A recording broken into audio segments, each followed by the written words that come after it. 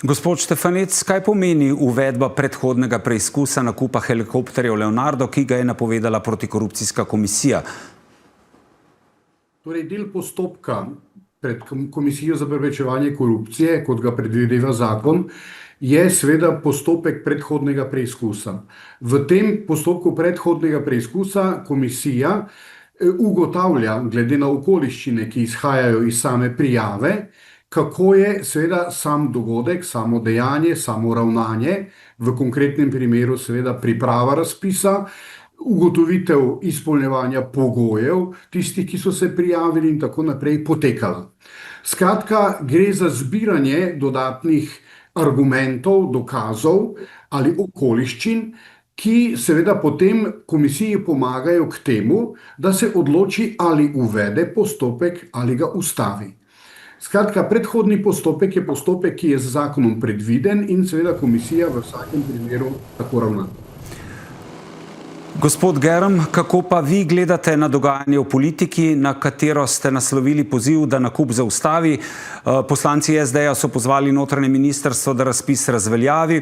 V največji vladni stranki Svoboda jim odgovarjajo, da glede razpisa ni bilo nič narobe in tako podpirajo Poklukarjevo notranje ministrstvo, ki kljub vsem pozivom tudi stroke pravi, ne, razpis je upošteval mnenje stroke, z njim ni nič narobe, zato bomo 32-milijonsko pogodbo za nakup helikopterjev Leonardo podpisali. Ja, reševalci vztrajamo, še vedno. Torej, ta konfiguracija helikoptera ne omogoča optimalne strokovne oskrbe kritičnih bolnikov, pacientov, ker pač ni dostopa do vseh strani, predvsem z zadnje strani glave. To smo že večkrat opozarjali in tudi opozarjamo naprej. Ali to pomeni, gospod Germ, da izbrana helikopterja ne omogočata oskrbo poškodovancev, kot jo je zahteval sam razpis? Seveda ne. Razpis se navezuje na ta standard, ki bi ne omogočal pristop z vseh strani, torej za zadnje strani glave tudi. V tem postavitvi konfiguracije tega helikoptera tega ni in imamo seveda isto situacijo kot zdaj, ki imamo prečno nameščena nosila in seveda ni optimalna oskrba, ampak je to seveda improvizacija. Zato vztrajamo še vedno naprej. Gospod Štefanec, kako vi kot nekdanji prvi mož protikorupcijske komisije vidite nastalo situacijo? Torej, lahko rečem, da sem zaskrbljen. Dejstvo je, noben razpis se sploh ne bi smel zgoditi, preden se ne vpraša za stališče in trdno mnenje tistega, ki bo v konkretnem primeru ta helikopter uporabljal. Se pravi, to so reševalci.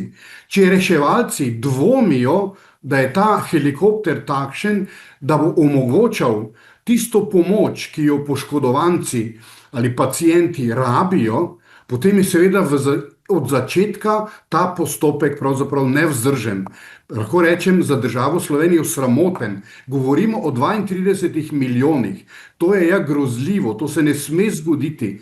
In če dvomijo v takšno zadevo tisti ljudje, ki bi jo naj uporabljali, ja lepo vas prosim. Mislim, da se je najbolj slikovito izrazil predhodnik, eden izmed predhodnikov, ki je rekel, to je tako, kot če bi nam kupili marico, pa bi rekli, zdaj pa rešujte. Ja, z marico se lahko pripeljejo do vznožja planine ali gore.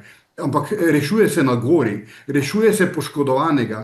Tega poškodovanega se da v helikopter in potem seveda zdravnik, ki bi ga naj reševal, ne ve, s katere strani bi mu naj pristopil. Ja, glejte, to je smešno. In jaz nisem zdravnik, nisem strokovnjak za to področje, ampak vem, mislim, logično mišljenje, logični način razmišljanja jasno kaže, da je to nevzdržno.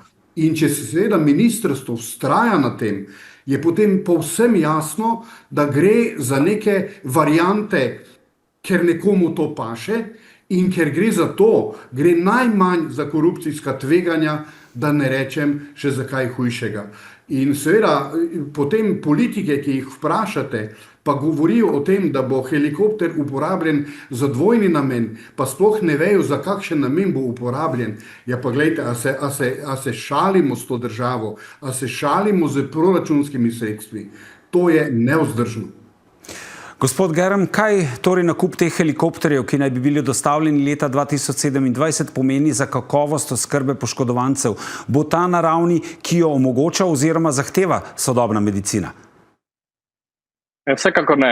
To stanemo na isti ravni kot sedaj, to že 22 let na improvizaciji. Zato smo ravno tudi s tem odprtim pismom, ki smo ga poslali, opozorili javnost in seveda odločevalce.